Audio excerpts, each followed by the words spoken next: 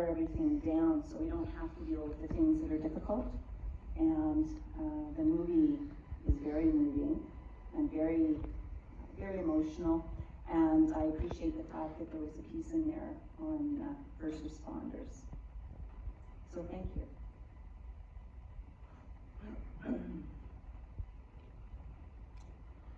2 years ago, can you guys hear me okay?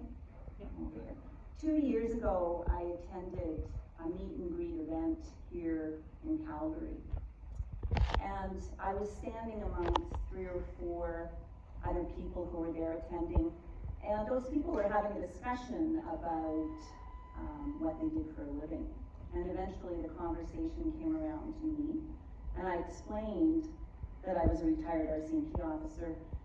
And before I was able to go any further in that conversation, I was interrupted. And I was asked the following question: how do you weed out the weak ones? You know, the ones that are struggling to do the job. I was dumbfounded, and I couldn't find the words to say how I was feeling. The other people in the group stared at me, and everybody was silent. And in that moment, because I couldn't find the words, I felt like I let myself down, and I felt like I let all the other first responders down as well. And what was so strange about it was that only 2 days before that, I had presented to over 800 people at the First Responder Suicide Awareness Conference here in Calgary. 800 firefighters, police officers, paramedics, military, corrections officers, therapists, psychologists, and I didn't have any problem finding my words.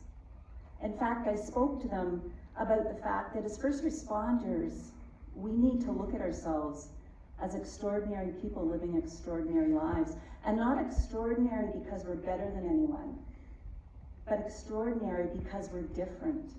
We run in when other people run out. We put our lives on the line for other people. And because we do this extraordinary work, we have extraordinary struggles, and we need extraordinary care. And I knew that personally, because 3 months before that, I had finished 3.5 years of therapy at the Operational Stress Injury Clinic here in Calgary. And for those of you who don't know what an operational stress injury is, it's a persistent psychological difficulty or struggle related to our service duties.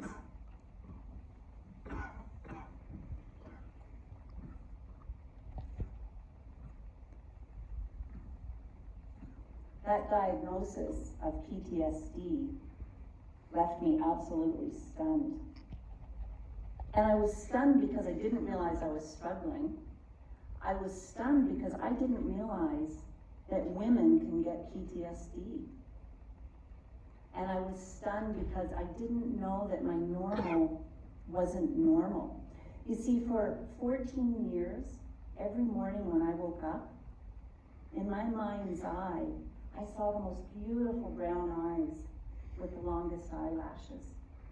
And they weren't my husband's eyes, and they weren't my children's eyes. And that was the problem. The problem was they were the lifeless eyes of a 5-year-old little girl that I tried to save. They were the eyes of a daughter and granddaughter of 2 men who begged me to be their hero, but I failed, and I couldn't save her.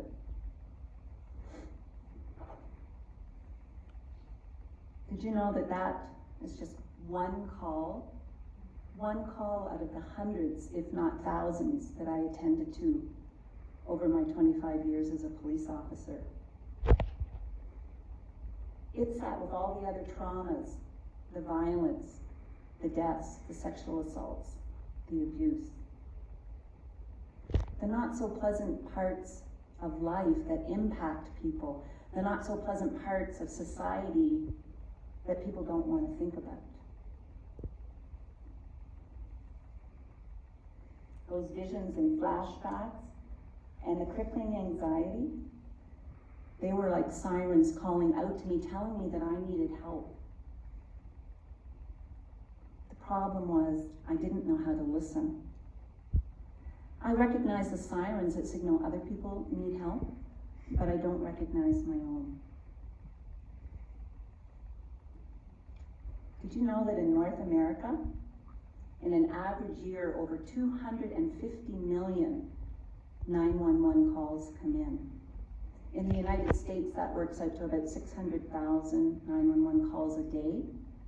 And in Canada, that's over 33,000 911 calls every day. That's a lot of calls, and it's a lot of sirens.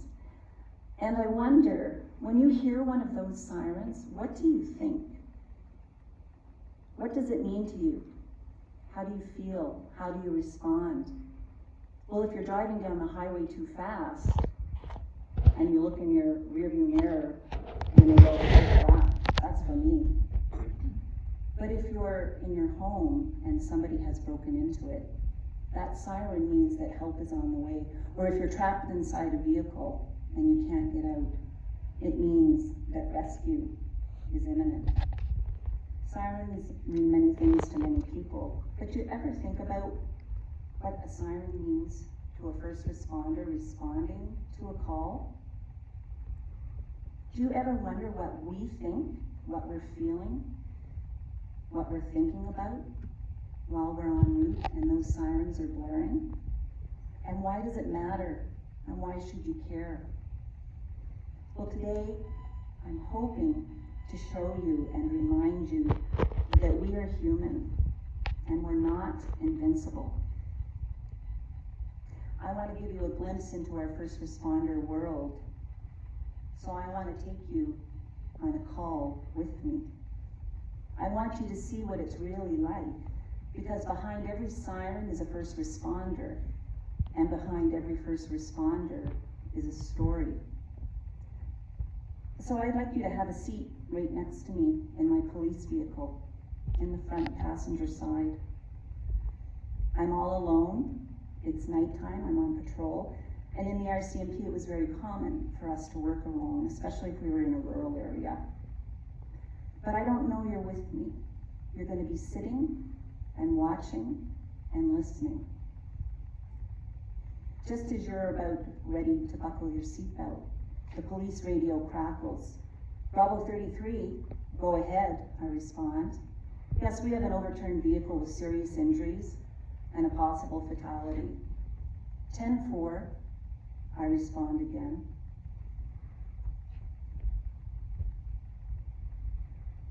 Fire and ambulance have been dispatched, but I know I will get there first because of where I'm at. Did you know that every time a call comes in for a first responder, our adrenaline levels raise higher than average when we're on duty? My heart rate increases, my breathing becomes rapid, my pupils dilate, and my blood pressure goes up. But then when I'm off duty, those adrenaline levels, they go below average, and that's to try and help our bodies to recoup. But the problem with that is the constant shifting of up and down and up and down takes its toll on us. Fatigue, depression, overwhelm, anxiety are just some of the many things that occur. Back in my vehicle again, my internal sirens have been activated. This allows me to become so focused on the task at hand that everything else in my world goes dark. I don't think about my husband or my children, my family or my friends. And it stays that way until I'm sure that I've done everything I can to help you.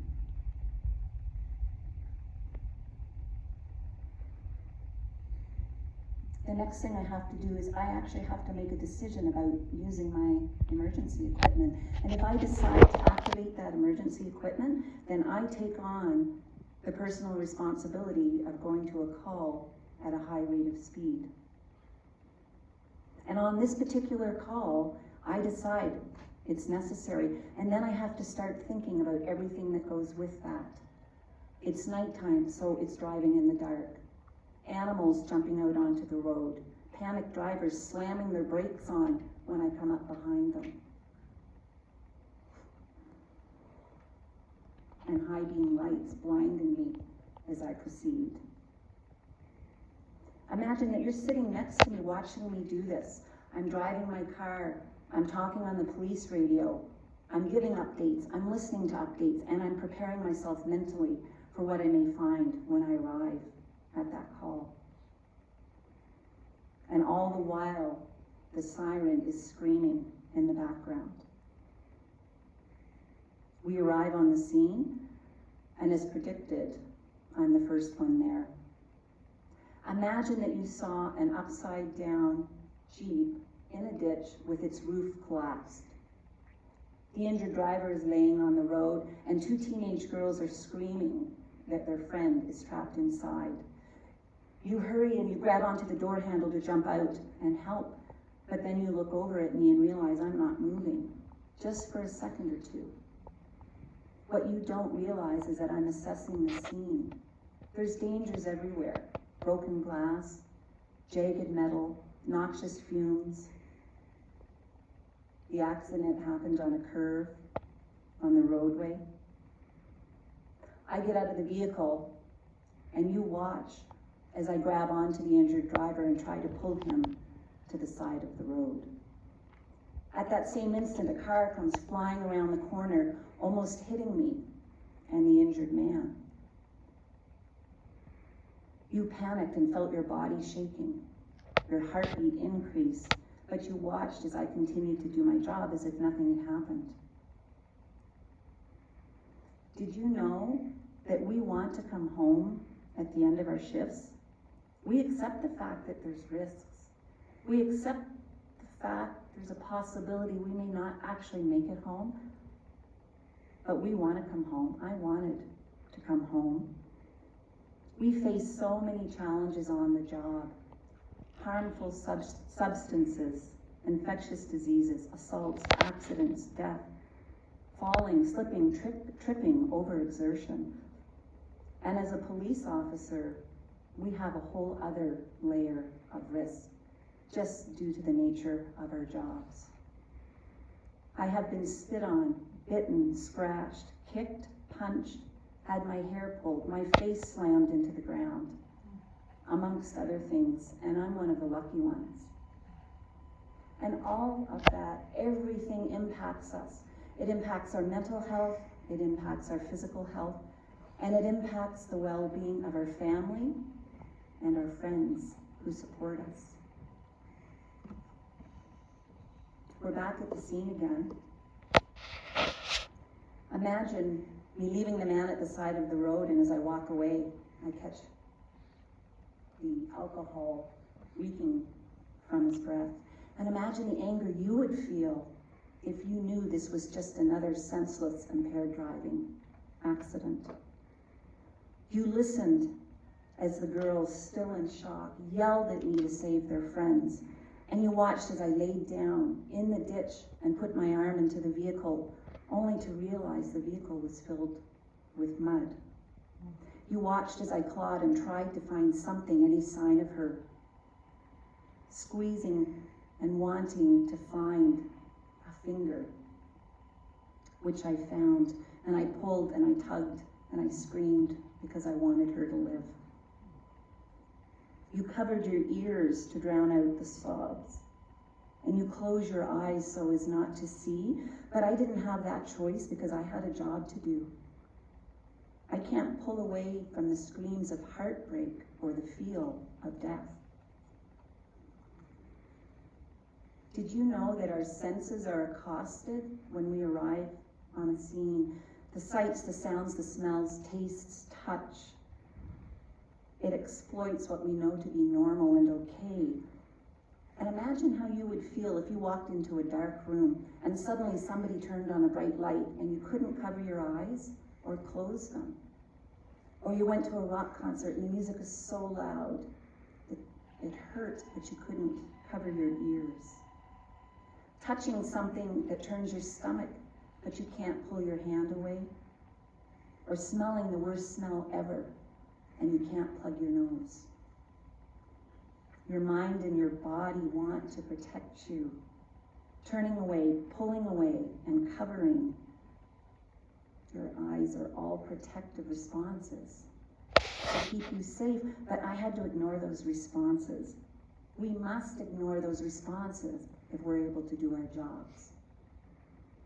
And there's consequences to that.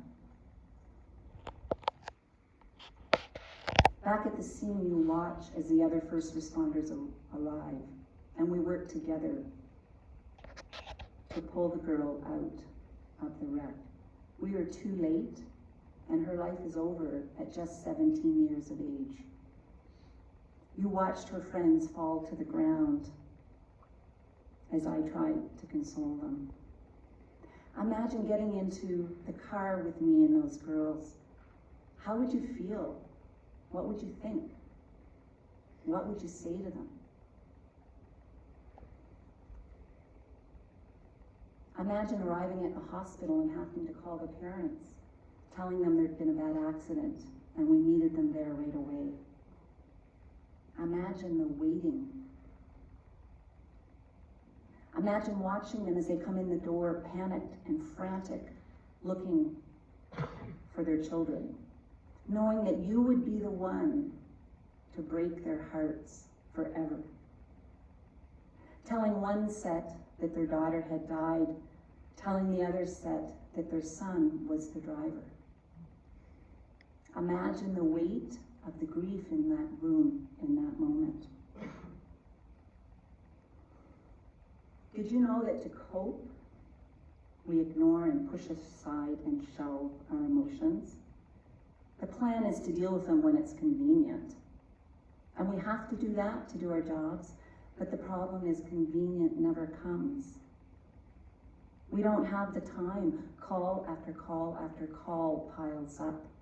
Then add to that our personal lives and the traumas and tragedies that happen there. Well, when your bucket is almost full from your job, how do you cope with your personal life? Our shelves get full, the weight is heavy, and without help, we will break. We don't always hear our own sirens because there's too much noise. And when we don't, and our bodies will take over and shut us down, struggles, addictions, breakdowns, burnouts, and suicide. And although we have chosen a job that makes for a difficult life, we love our jobs. I loved my job. We love serving the public. I love serving the public, keeping my community safe. I wanted to make a difference, but I also wanted to be healthy. Back at the hospital, it's time to leave. I walk out that door. I'm physically not there, but I really never leave. And imagine you're back in the vehicle with me, watching me as I sit back in my seat and close my eyes for just a moment, trying to gather myself together. You looked at the clock and you see it's 2 a.m. You know that my shift was over 2 hours before that, but that I couldn't leave. The drive back is quiet, but my mind is still racing. There's so many tasks to be done. Report writing, evidence, court documents. And again, I was thinking about the months, if not years, of contact I would have with those people working within a justice system that's broken.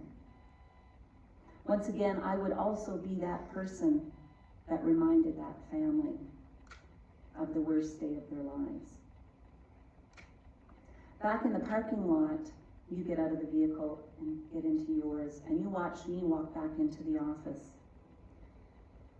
You drive away with the weight of that one call on your shoulders, probably for the rest of your life. Think about your first responders. Do you remember that we go home at the end of our shifts? We have a personal life. That night I got 3 hours sleep. That night was a tough one. And that morning, my son woke me up, full of joy and excitement because it was his birthday. Mommy, mommy, mommy, it's my birthday. Get up, when's my party? My friends are coming over. Mommy, mommy, mommy, what's wrong? Mommy, why are you so sad?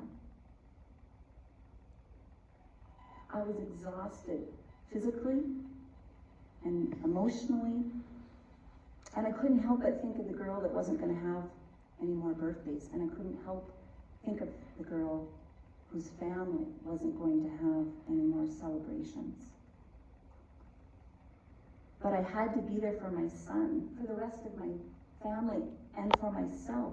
Didn't they deserve for me to show up for them like I show up for you?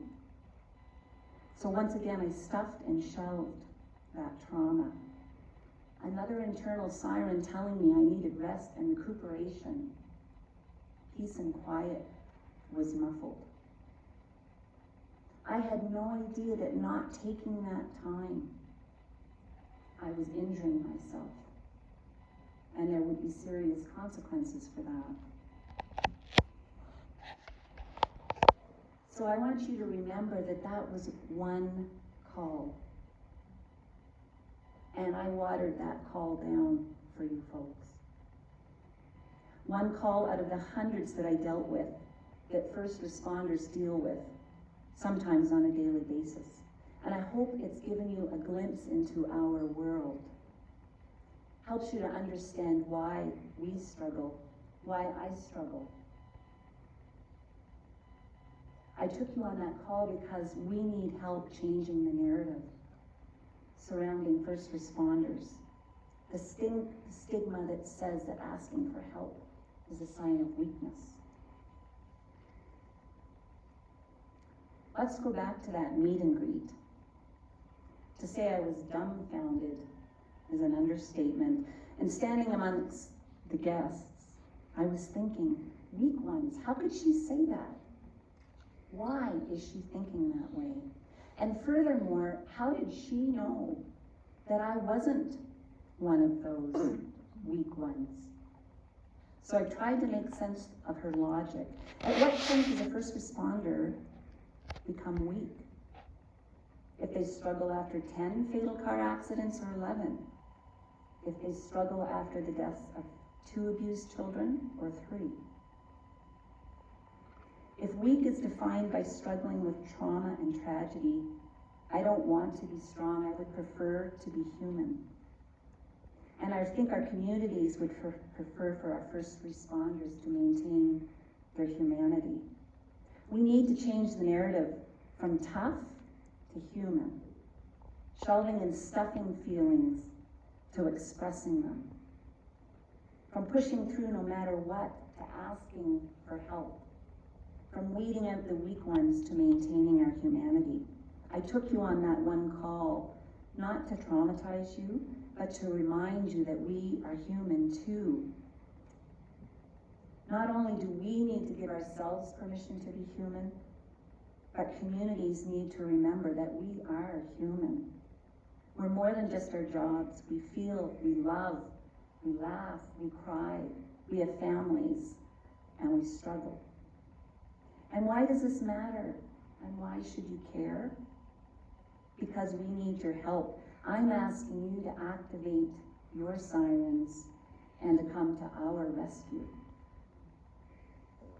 Our mental health struggles, they're complicated, they're inconvenient, and they're expensive. And we need your support. I need your support. There's still so much work to do, and I am trying. In that moment, when I was asked how do you weed out the weak ones struggling to do the job, I realized not only do I need to redefine what weakness means, we all do. I finally understand that I'm not weak for having PTSD, but I'm strong for having endured. And I need to take that strength and use my voice to speak up for those first responders who can't.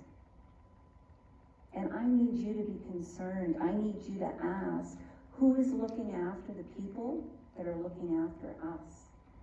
The people that keep your community safe. Because I can't do it alone. Thank you.